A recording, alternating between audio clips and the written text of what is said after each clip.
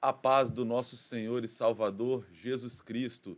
Sejam todos muito bem-vindos ao Momento EBD, momento de estudo das lições bíblicas da Escola Bíblica Dominical. Eu sou o irmão Peter Zuc, vou acompanhá-los nesse momento de estudo da Palavra do Senhor e estou aqui, é claro, muito bem acompanhado do nosso professor e pastor Mário Souza. Paz do Senhor, pastor. A paz do Senhor, meu filho. Saúdo a todos com a doce paz de nosso Senhor e Salvador Jesus Cristo.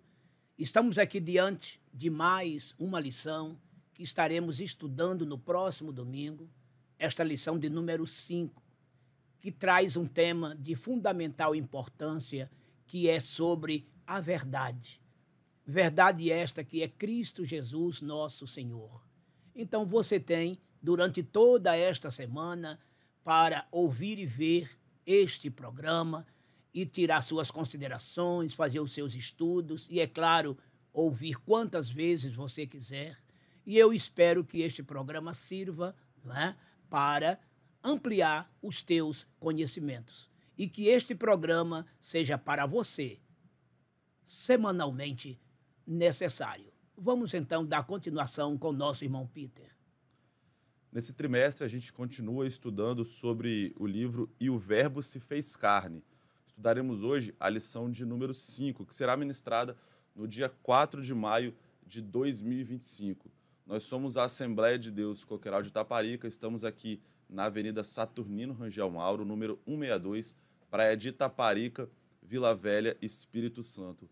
A nossa escola bíblica dominical, sempre aos domingos, às 8h30, nós temos classe para todas as faixas etárias, desde a criança até os mais experientes, acompanhamos todos. Você é nosso convidado, também nosso convidado para o domingo, às 17h45, no nosso culto de adoração e louvor ao Senhor. Às terças-feiras nós temos nosso culto de doutrina, sempre às 19h30. Quinta-feira nós temos o nosso culto clamando pelas causas impossíveis, também às 19h30. De segunda a sexta, aqui no templo, às 8 da manhã, nós temos a nossa consagração, momento de louvor abençoado. Você é nosso convidado também para estar aqui sempre às 8 da manhã. E no canal da DCI no YouTube, ao meio-dia, o nosso momento de oração com o nosso pastor presidente, Elvis Rocha. Nos acompanhe nas redes sociais, curta, comente, compartilhe esse conteúdo, mande para aquela pessoa que precisa estudar, para aquele professor de escola bíblica dominical que você conhece. Hoje, então, nós estudaremos A Verdade que Liberta, lição de número 5, ministrada no dia 4 de maio de 2025, na Escola Bíblica Dominical. O texto áureo dessa lição diz o seguinte para nós: E conhecereis a verdade, e a verdade vos libertará. Evangelho de João, capítulo 8, versículo de número 32. Verdade prática. O verbo divino representa a verdade que se manifesta na história para libertar o pecador.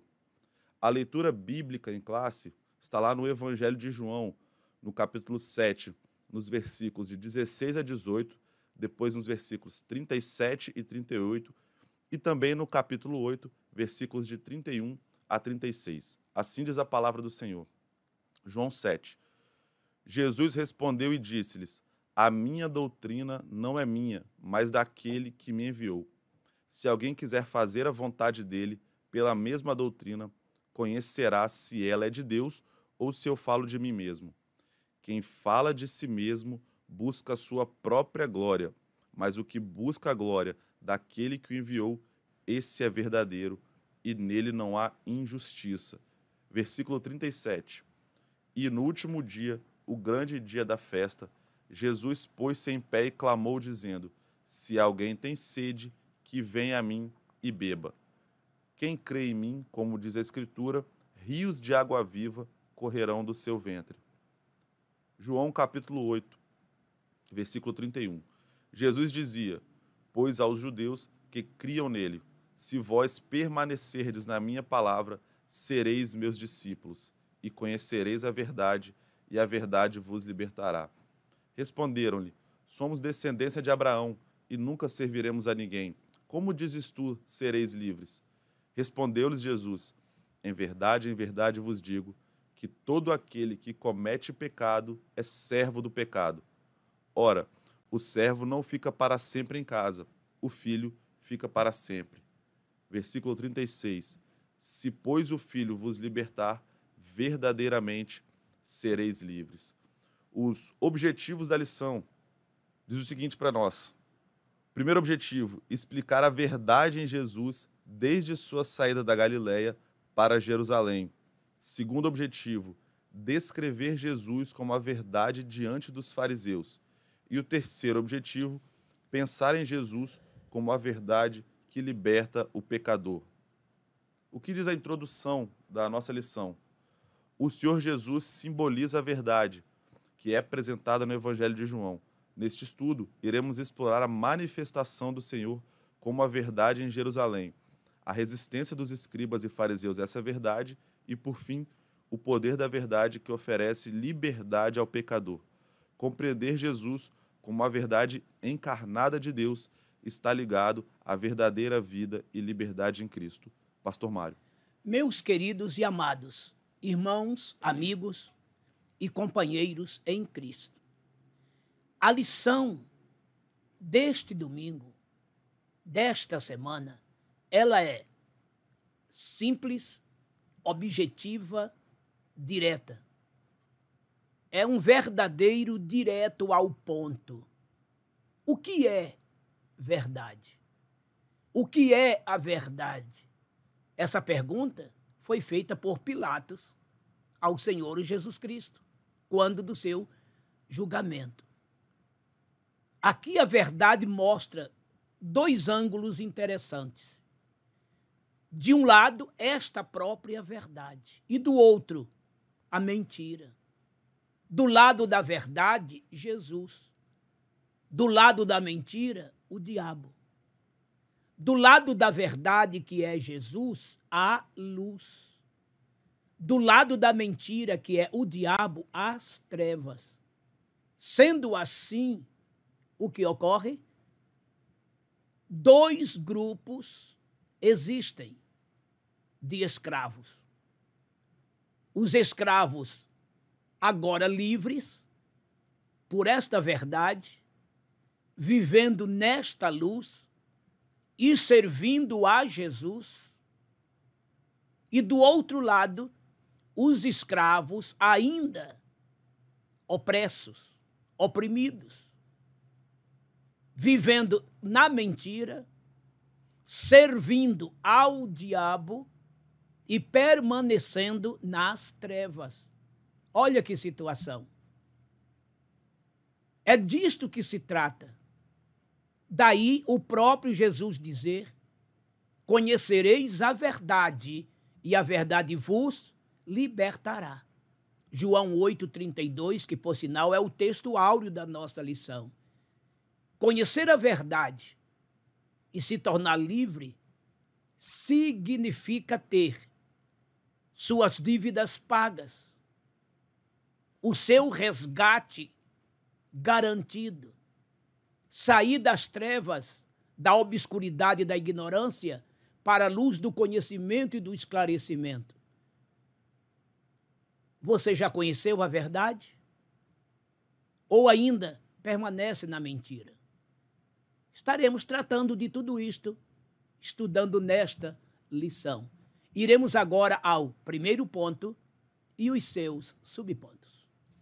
Primeiro ponto da nossa lição. Jesus, a verdade em Jerusalém. Primeiro subponto. Da Galileia para Jerusalém. O capítulo 7 do Evangelho de João revela que Jesus estava na Galileia e não se dirigia a Jerusalém, pois os judeus planejavam matá-lo. João 7:1. Apesar dos conselhos dos seus irmãos para que subisse a Jerusalém, Jesus tinha plena consciência de que não era sob a influência deles que ele iria à Cidade Santa, mas sob a orientação do Pai. João 7, 5 e 6. Assim, em obediência ao Pai em todas as situações, João 5, 19 e 20, 6, 38 e 8, 29, Jesus subiu discretamente a Jerusalém durante a festa dos tabernáculos. João 7, de 10 a 14. Ao afirmar que o seu tempo ainda não havia chegado, Jesus referia-se ao momento em que se entregaria aos seus inimigos e seria crucificado, morto e sepultado para cumprir a justiça divina. Eis que vamos para Jerusalém, e o Filho do Homem será entregue aos príncipes dos sacerdotes e aos escribas, e condená-lo-ão à morte. Mateus 20, 18 e João 8, 20. Pastor Mário. O que é interessante aqui neste primeiro subponto é como o nosso Senhor Jesus Cristo andava sob a total orientação e liderança do seu Pai. Ele era preciso em suas ações, em seus métodos. Ele não agia fora de hora, nem tampouco fora de tempo.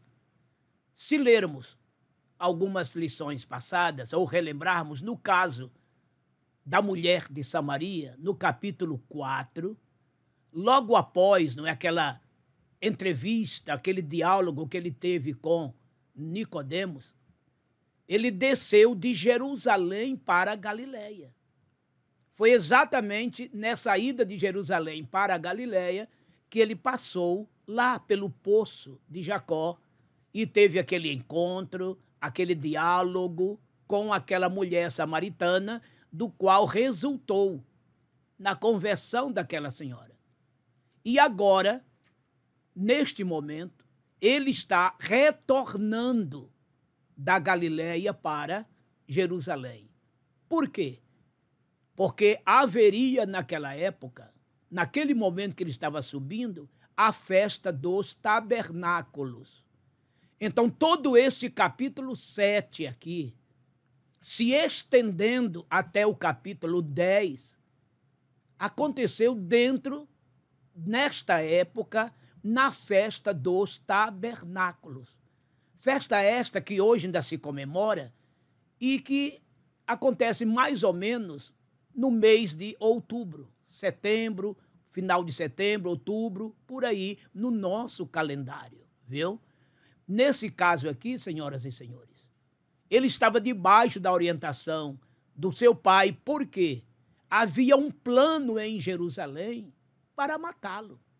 Os fariseus, os escribas, os saduceus, em suma, a liderança religiosa não suportava Jesus, principalmente com o que ele fazia, atraindo para si as multidões, por conta dos seus milagres, dos seus ensinos, das suas ministrações. Jesus esvaziava qualquer recinto contrário, porque aonde ele chegasse, a multidão o espreitava. Entretanto, é claro que as coisas acontecem no seu tempo, como diz Eclesiastes 3:1. Tudo tem o seu tempo determinado. E há tempo para todos os propósitos debaixo dos céus. E como Jesus conhecia muito bem o seu Pai, o seu tempo aqui na terra, quando necessário, ele ficava escondido, longe do foco daquela gente, até que chegasse a sua hora. Quando ele fala a minha hora, ele estava falando exatamente do momento que ele seria entregue na mão daqueles pecadores para ser julgado, sentenciado à morte e, por fim, morrer. E esta morte trazer benefício para toda a humanidade, isto é, salvação para mim e para você. Então, neste momento agora, ele percebe que é chegado o momento dele subir a Jerusalém e está naquela festa. Como também sabia que nada lhe aconteceria antes do momento final, pois somente com a permissão do seu pai que isso aconteceria. Quantas vezes tentaram lançar a mão deles, não é? E ele se saía muito bem, até no meio da multidão ia embora, porque ninguém poderia tocá-lo antes do momento final. Então, aqui está um resumo da sua ida, desta feita agora, da Galiléia para Jerusalém, para essa festa dos tabernáculos, e lendo os capítulos 7, 8, 9, inclusive o 10, capítulo, né, do pastor e das ovelhas, tudo aconteceu dentro dessa festa. Então veja que é um assunto que daremos sequência, inclusive na semana que vem, com a lição do bom pastor. Esse texto aconteceu todo dentro da festa dos tabernáculos. Vamos então agora aos nossos próximos pontos, subpontos. Segundo subponto, a verdade na festa dos tabernáculos. No versículos 10 a 13, Jesus evitou a sede do povo até que, durante a festa, subiu ao templo e começou a ensinar. João 7,14. Ele estava ciente de que havia uma divisão de opiniões sobre ele entre as pessoas. Por isso afirmou: a minha doutrina não é minha, mas daquele que me enviou. João 7,16. Muitos acreditavam que Jesus era um grande profeta, mas não o Messias. No entanto, quem se encontrava ali diante deles era o Verbo encarnado de Deus. Ele era realmente o Filho de Deus e tudo o que ensinava continha a única verdade que o mundo desconhecia. Apenas o Filho de Deus poderia declarar: eu sou a verdade. João 14,6. Terceiro subponto, vivendo na verdade. Os versículos 16 a 19 referem-se à doutrina que Jesus transmitia. Essa doutrina provinha do Pai, e para cumprir a sua vontade, era necessário entender a verdade revelada pelo Pai em Cristo. Versículo 17.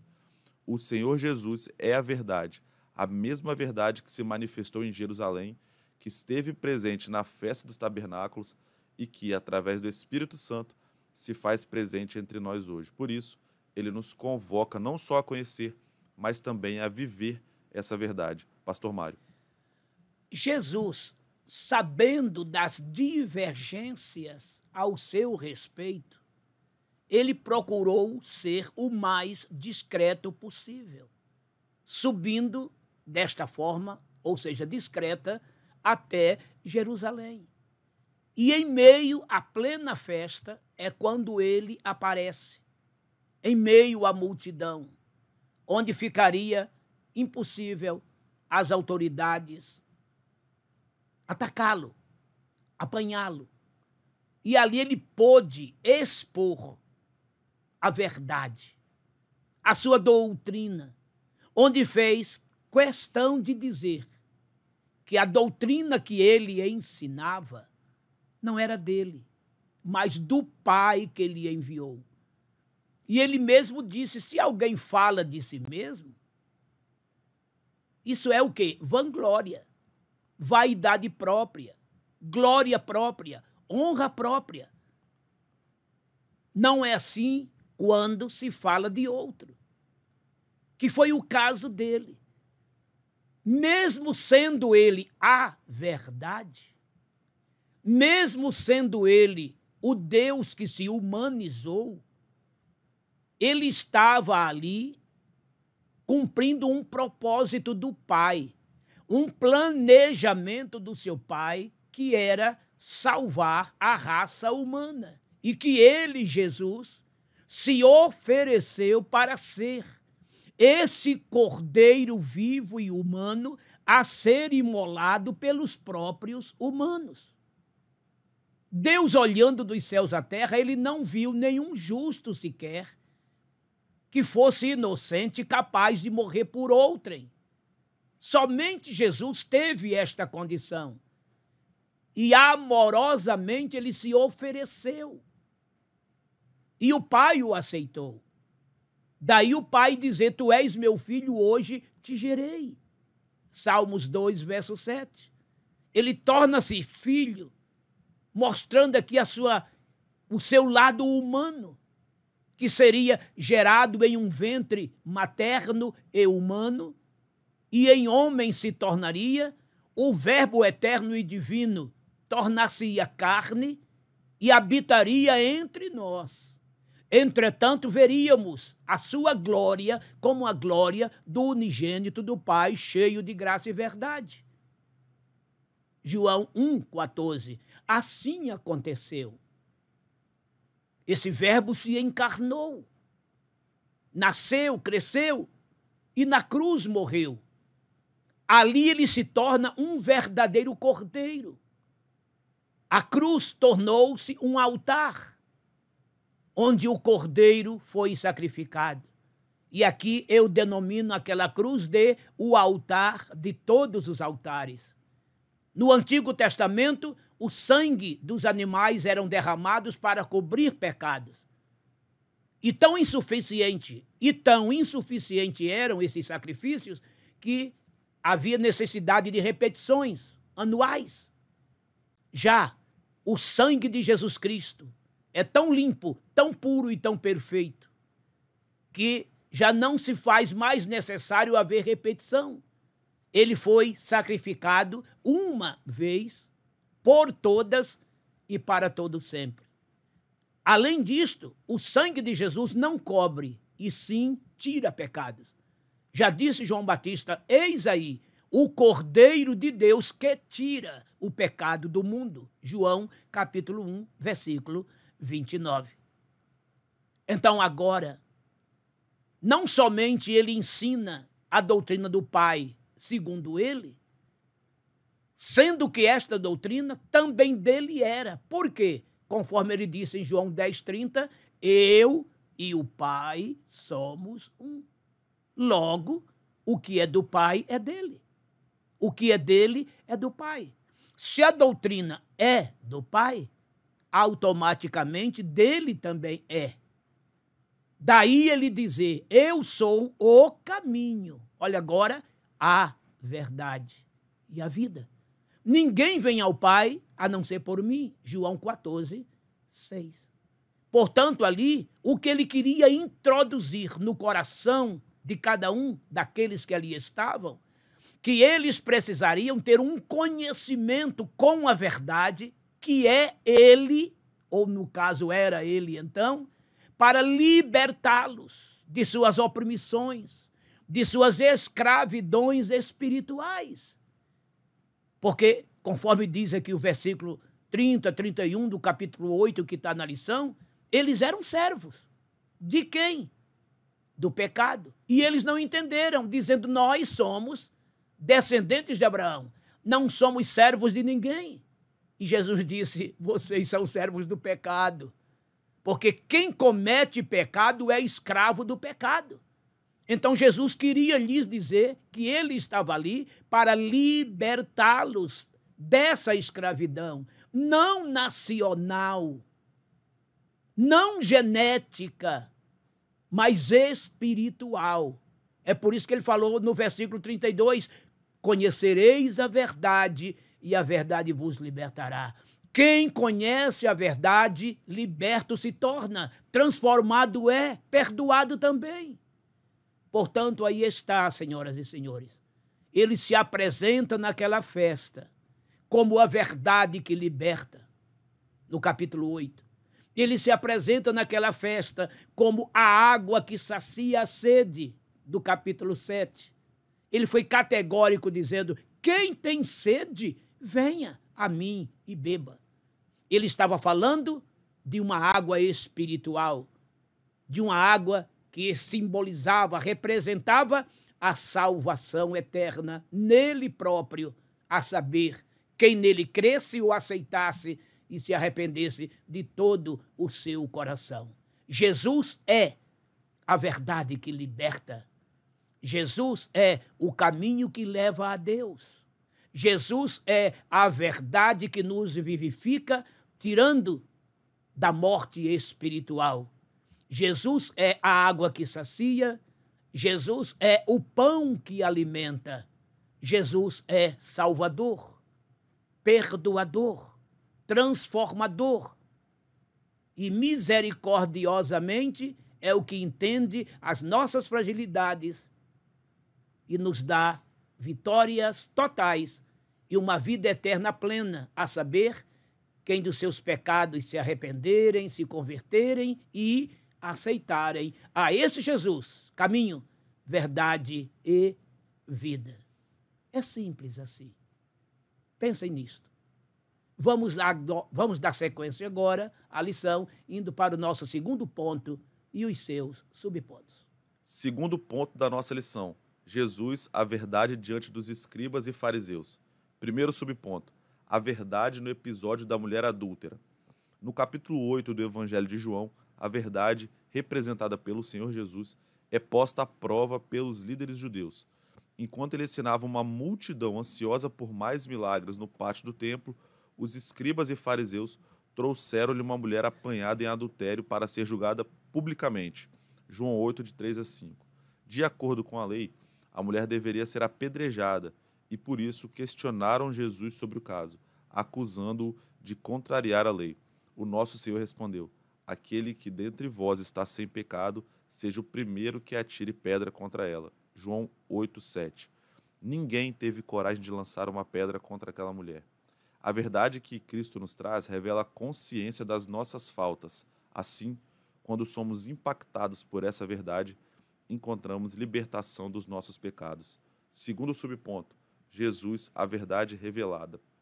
O episódio da mulher adúltera apanhada em adultério ilustra a resistência dos escribas e fariseus em aceitar a verdade que Jesus representa.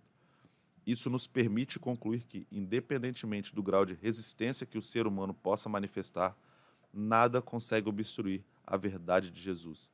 Não é por acaso que ele próprio declarou: disse-lhe Jesus, eu sou o caminho e a verdade e a vida, ninguém vem ao Pai senão por mim. João 14, 6. Esta verdade não é apenas genérica, é uma verdade encarnada. Também não se trata de um caminho qualquer, mas sim do único caminho para alcançar Deus. O nosso Senhor é a verdade única de que todos precisamos. Pastor Mário. Irmão Peter, por favor, repita o título do segundo ponto. Jesus, a verdade revelada. E o título do ponto é Jesus, a verdade diante dos escribas e fariseus. Observaram bem?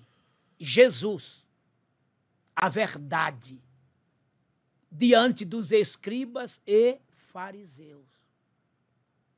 A verdade estava diante dos líderes religiosos de então. Verdade esta que era por eles, os escribas e fariseus, resistida, não aceita. Rebelde eram, desobedientes também. E agora estava Jesus diante daquela turba. Líderes, homens conscientes.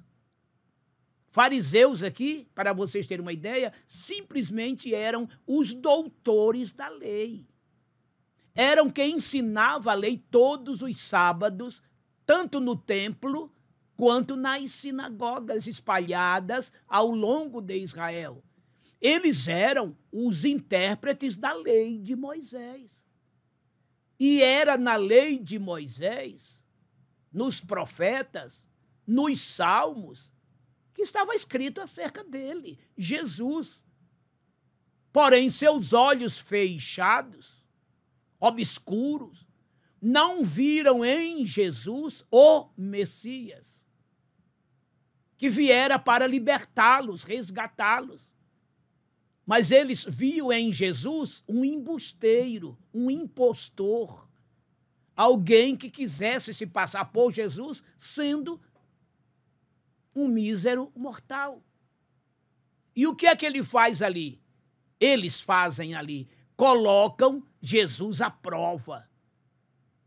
Repito, eles eram doutores, conheciam bem o que a lei dizia. E olha que prova, queridos irmãos, professores e alunos, eles trazem uma mulher que fora apanhada no próprio ato, adulterando. E pela lei de Moisés, aquela mulher tinha que ser apedrejada.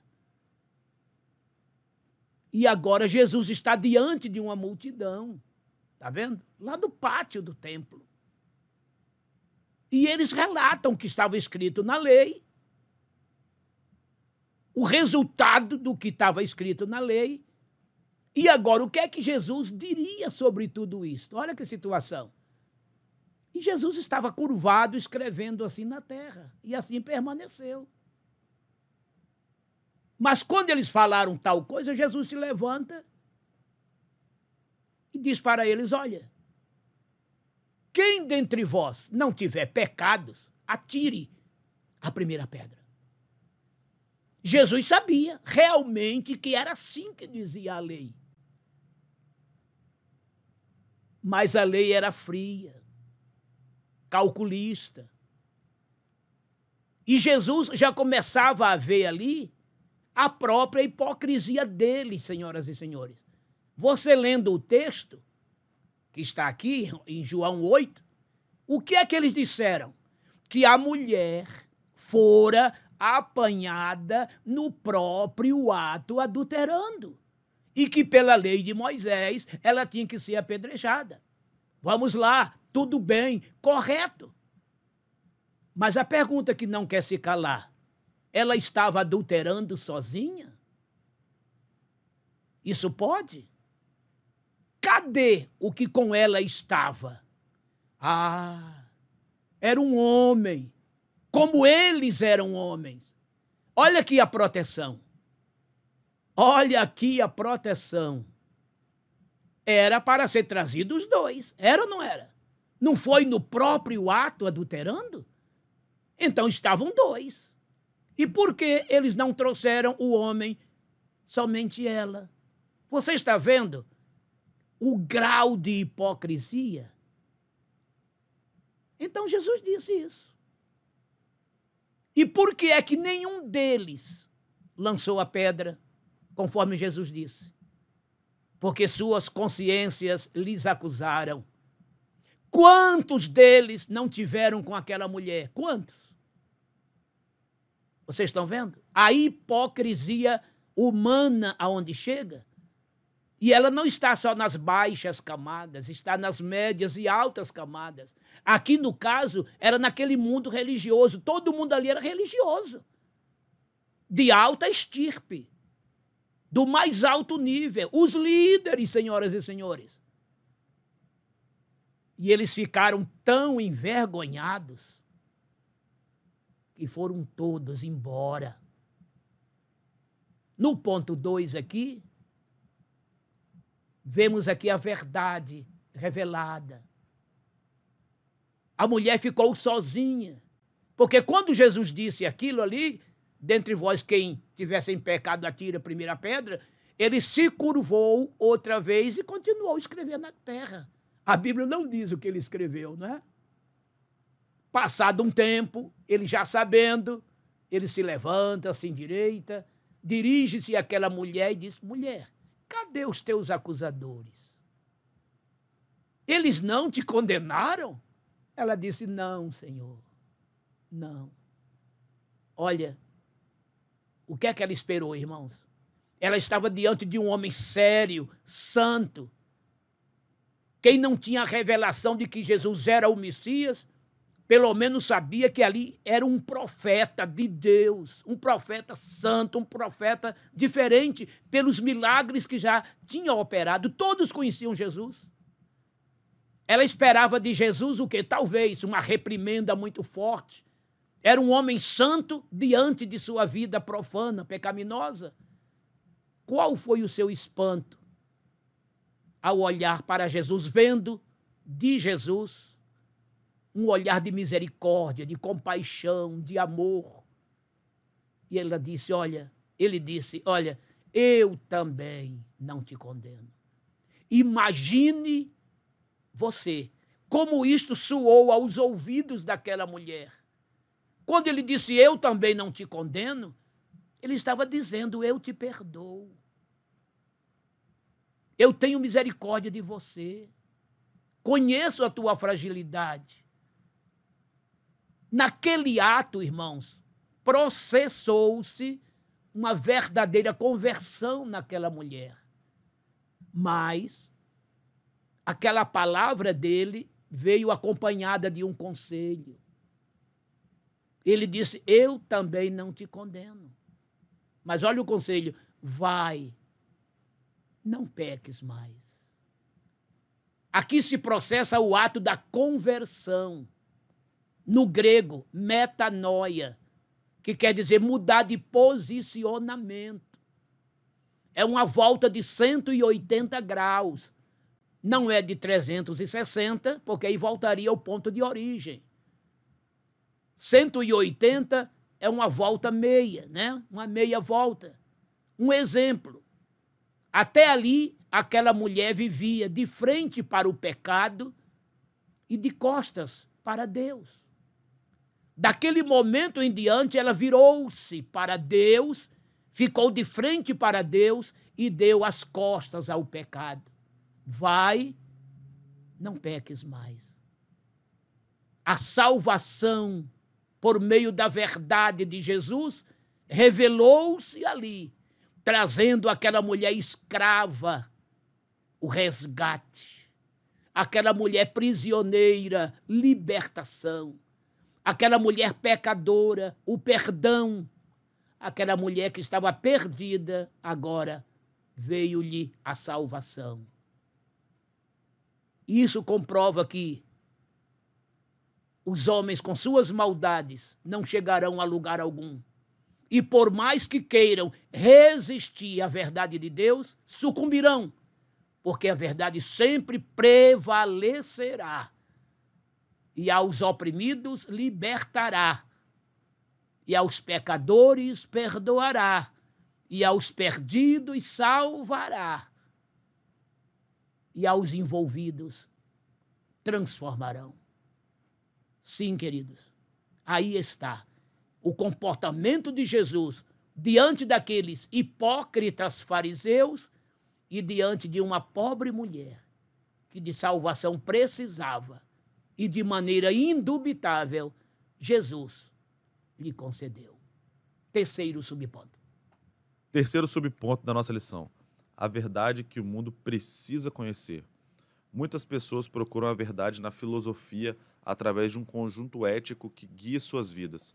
Outros examinam essa verdade na lógica, utilizando a ciência como forma de compreender o mundo. Há ainda quem busque a verdade no esoterismo. A realidade é que o mundo carece do entendimento da verdade única, que se manifesta como uma realidade divina plena em Deus, que se separa deste mundo, enquanto mantém uma relação com os seus habitantes. Colossenses 2, 9 e 10. Isso só pode ser alcançado por meio de uma conexão viva com a pessoa bendita de Jesus, o nosso Salvador. Pastor Mário. Por favor, repita o terceiro subponto, o título. A verdade que o mundo precisa conhecer. Prestaram atenção? A verdade que o mundo precisa conhecer. Que verdade é esta? Qual é a verdade? Nós sabemos que é Jesus. Entretanto, o mundo quer buscar a sua própria verdade. É por isso que a verdade tornou-se por aí afora relativa. Isto é, a minha verdade não é a tua. A tua verdade não é a minha. Cada qual tem o seu próprio conceito de verdade.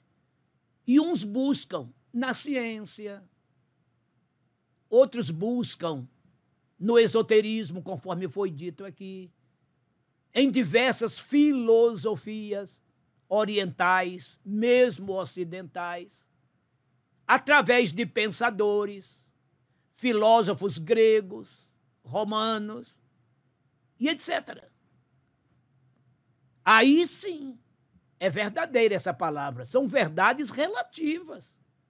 Cada um pensando qual é o seu melhor, qual é o seu mais certo. Entretanto, irmãos, Jesus disse, eu sou a verdade. O que isso significa? Ele não é uma das verdades. Ele não é uma das muitas verdades, das múltiplas verdades.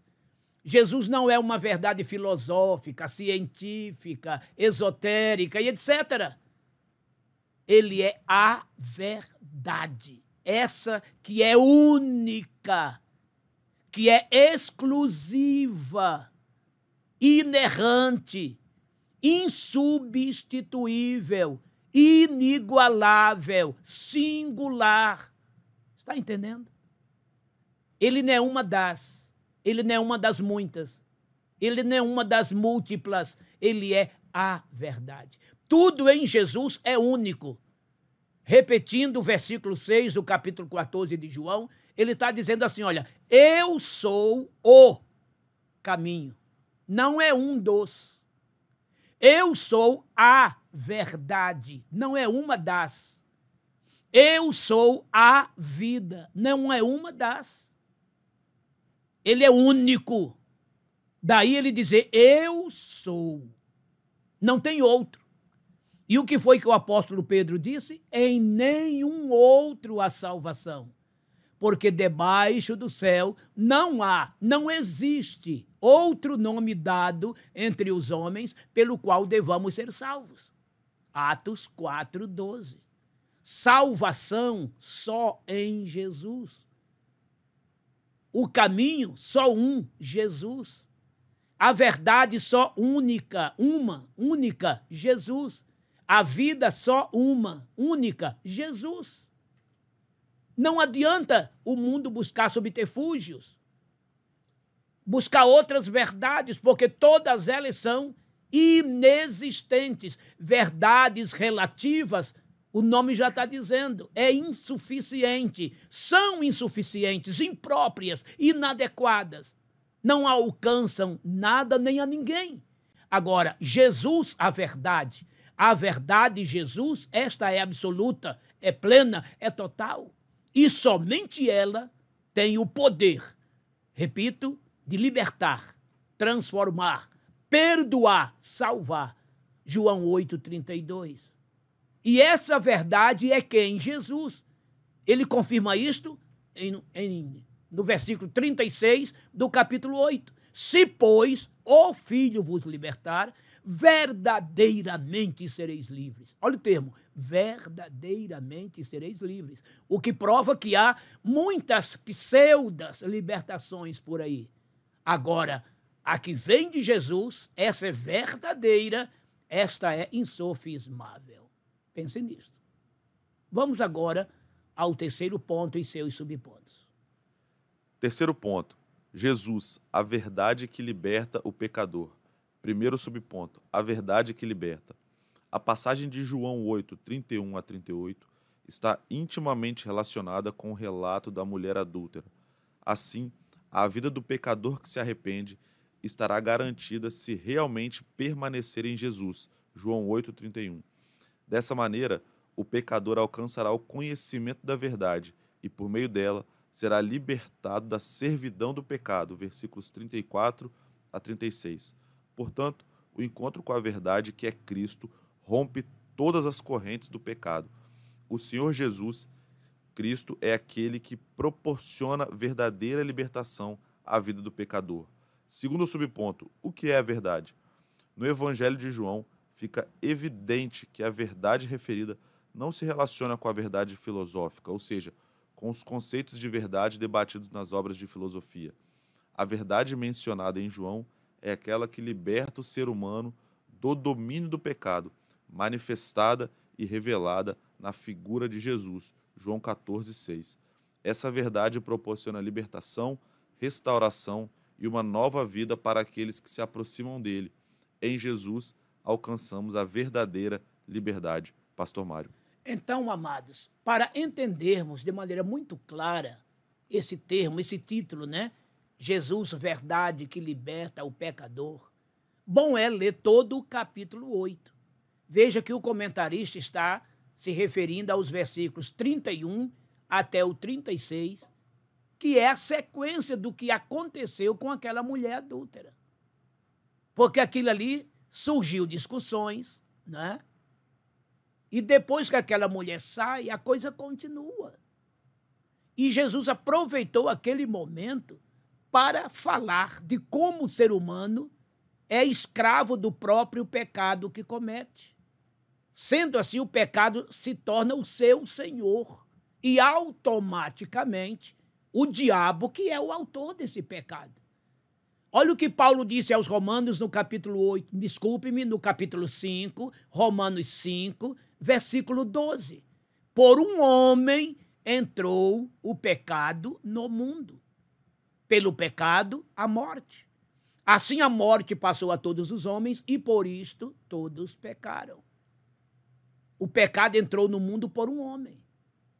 Mas quem foi que tentou este homem? O diabo. O homem pecou.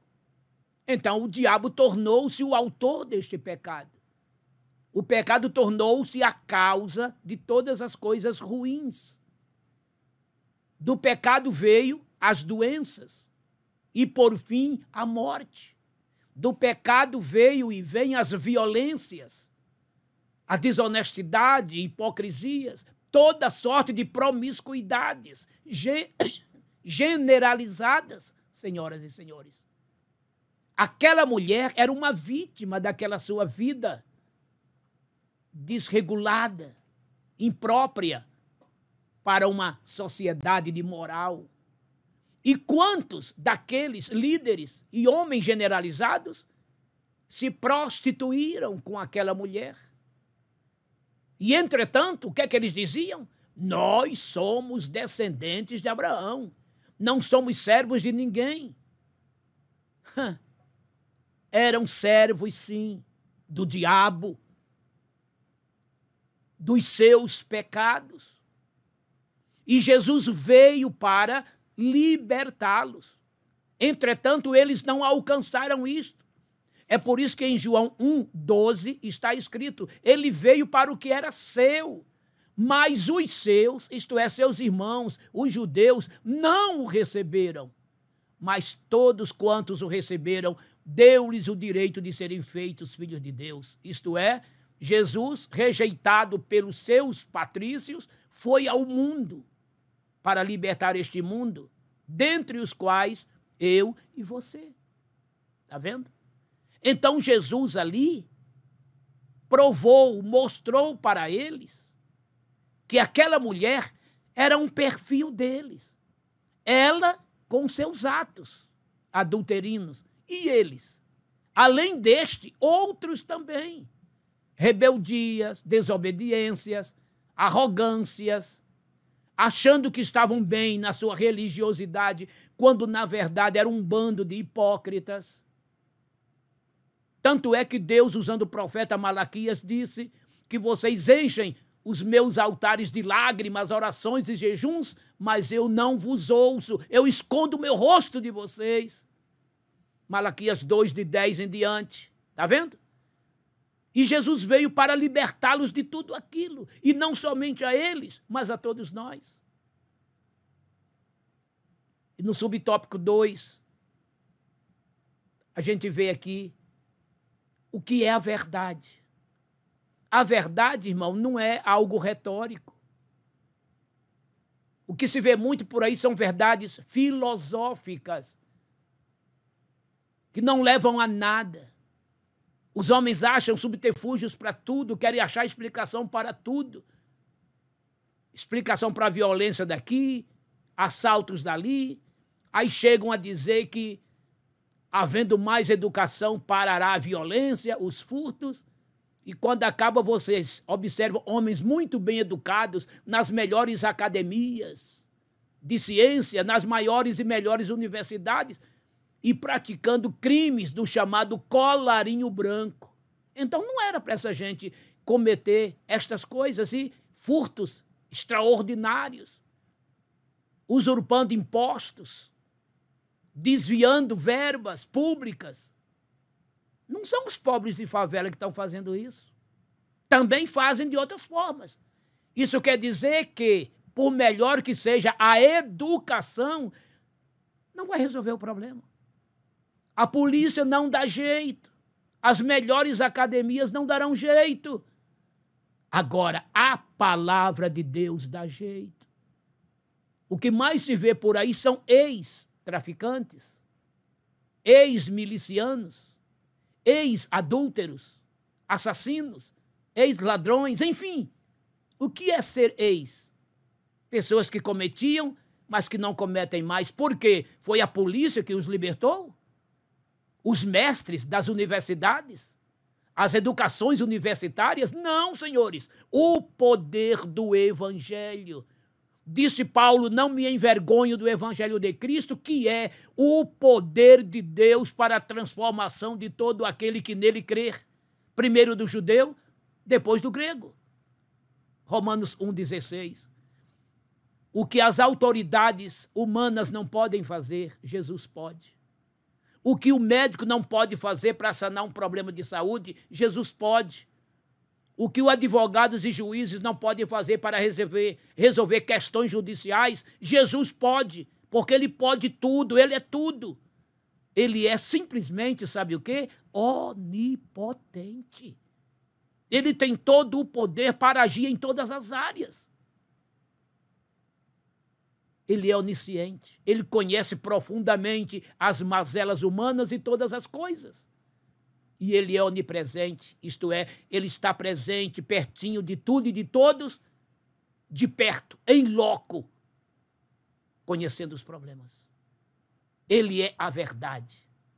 Não é um derivado. Não é uma verdade filosófica, cultural, folclórica, ou o nome que queira dar. Ele é a verdade poderosa que salva, que cura, que liberta, que transforma, que perdoa, que batiza com o Espírito Santo e que conduz o pecador arrependido a novos horizontes de bênçãos, de paz e de comunhão com Deus. Terceiro subponto. Nosso terceiro subponto tem o seguinte título: Verdadeiramente livres. As Escrituras Sagradas revelam a verdadeira natureza do ser humano distante de Deus, pelo que, como por um homem entrou o pecado no mundo, e pelo pecado a morte, assim também a morte passou a todos os homens, e por isso que todos pecaram. Romanos 5,12. Desta forma, a Bíblia mostra que toda a humanidade está cativa pelo pecado e sob o poder do inimigo. Assim, aqueles que verdadeiramente são livres estão inclinados às coisas do Espírito. Satanás não consegue exercer influência sobre eles. O poder de Deus, por meio da ação do Espírito Santo, revela-se gloriosamente em nosso caráter, segundo aos Coríntios 5, 17 e Efésios 2, 1 a 7. A verdadeira liberdade em Cristo está ligada à nossa semelhança com Ele, enquanto ainda vivemos neste mundo. Pastor Mário. Por favor, repita o título do terceiro subponto. Verdadeiramente livres. Olha que título maravilhoso, lindo demais, não é? Verdadeiramente livres. João 8,36. E quem pode fazer isto? Só o Filho, Jesus. Está vendo? Até então, toda a raça humana era escrava. Conforme disse muito bem Paulo, e o comentarista inicia aqui o subponto falando, e eu já citei aqui no tópico anterior. Por um homem entrou o pecado no mundo. Pelo pecado, a morte.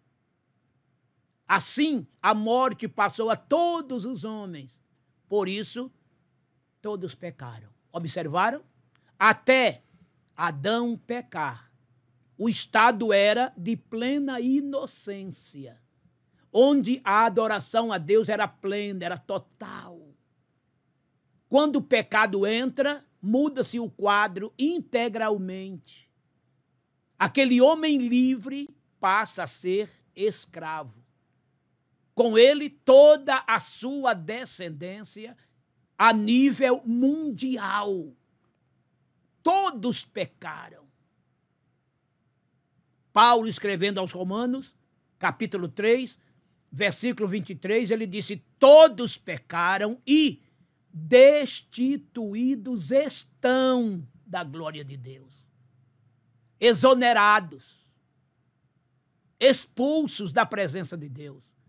Adão e Eva, sendo expulsos do jardim, tipificava muito bem toda a humanidade saindo da presença do Senhor, nosso Deus. E nesta mesma epístola, Romanos, agora capítulo 6, versículo 23, a parte A, Paulo disse: o salário do pecado é a morte. Salário aqui é uma espécie de recompensa. Todos que pecam, qual é a sua recompensa? A morte. Primeiramente física, depois a eterna. Por causa do pecado, toda a humanidade agora obrigada é passar pela morte. Agora, quem aceita a Jesus, ele só vai morrer uma vez. Porque a segunda morte ele não passará, será livre dela. Agora, quem não aceita Jesus morre duas vezes, no corpo e na alma. Porque morte aqui quer dizer separação. Vai ficar separado de Deus para sempre. Morte, etimologicamente, quer dizer separação. Então, Paulo primeiro mostra a condição miserável, terrível da humanidade. Doenças, morte, por causa do pecado. recompensa do pecado, salário do pecado, morte. Entretanto, quando Jesus veio, ele disse: o Filho do Homem veio buscar e salvar o que se havia perdido. Lucas 19:10. Ele veio para mudar o quadro.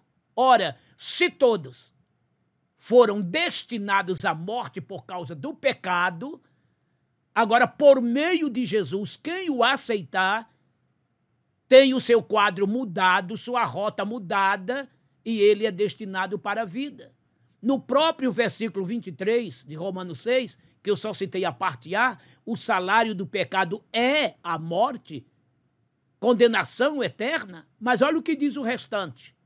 Mas, porém, o dom gratuito de Deus é a vida eterna em Cristo Jesus, nosso Senhor. Isto é, quem aceita Jesus como Salvador passa da morte para a vida. Aliás, ele próprio disse isso. Aquele que ouve as minhas palavras e crer naquele que me enviou tem a vida eterna. Não entrará mais em condenação, mas passou da morte para a vida. João 5:24. Anote bem esse versículo. Quem não tem Jesus é morte eterna. Mas quem aceita Jesus passa dessa morte eterna para a vida eterna. Passa a ter a vida. Não entrará mais em condenação. Foi isso que Jesus veio fazer. Veio mudar o quadro dessa humanidade destinada à morte eterna. Portanto, a salvação é para todos, e afirmo isso de maneira peremptória. Não tem aqui salvação limitada, expiação limitada, graça irresistível, não. Paulo, escrevendo a Tito, disse: a graça de Deus se há manifestado, trazendo salvação para todos os homens. Tito 2:11. O mesmo Paulo, escrevendo a Timóteo, disse: Deus quer que todos se salvem e cheguem ao pleno conhecimento da verdade, porque há um só Deus e um só mediador entre Deus e os homens, Jesus Cristo, homem. 1 Timóteo 2, versículos 4 e 5. A salvação é para todos. Se antes de Jesus vir, todos estavam condenados à morte, agora quem o aceitar como Salvador, muda-se o quadro e todos ficam absolvidos para a vida eterna nele próprio. E depois vem Paulo e diz: quem está nele, quem está em Cristo, nova criatura é. As coisas velhas se passaram, eis que tudo se fez novo. 2 Coríntios 5:17. E ele veio providenciar para cada um de nós o ministério da reconciliação. 2 Coríntios 5:18-20. Ele veio reconciliar a terra com o céu, a criatura com o seu Criador. E o mesmo Paulo, agora escrevendo aos Romanos 8:1, ele disse: portanto, agora, nenhuma condenação há, olhe bem, nenhuma condenação há para os que estão em Cristo Jesus, nosso Senhor, que não andam mais segundo a carne, e sim segundo o Espírito. Romanos 8:1. Não é lindo isso? Se és crente, assim permaneças, e a tua salvação garantida estará. Se ainda não és, aceitas a Jesus como teu Salvador e faça o teu seguro de vida eterna. Pense nisto. Vamos à conclusão. Conclusão da nossa lição. A verdadeira liberdade só pode ser encontrada em Cristo. Portanto, aqueles que conhecem a Cristo e se mantêm na sua verdade não estão mais aprisionados pelo domínio do pecado ou de Satanás.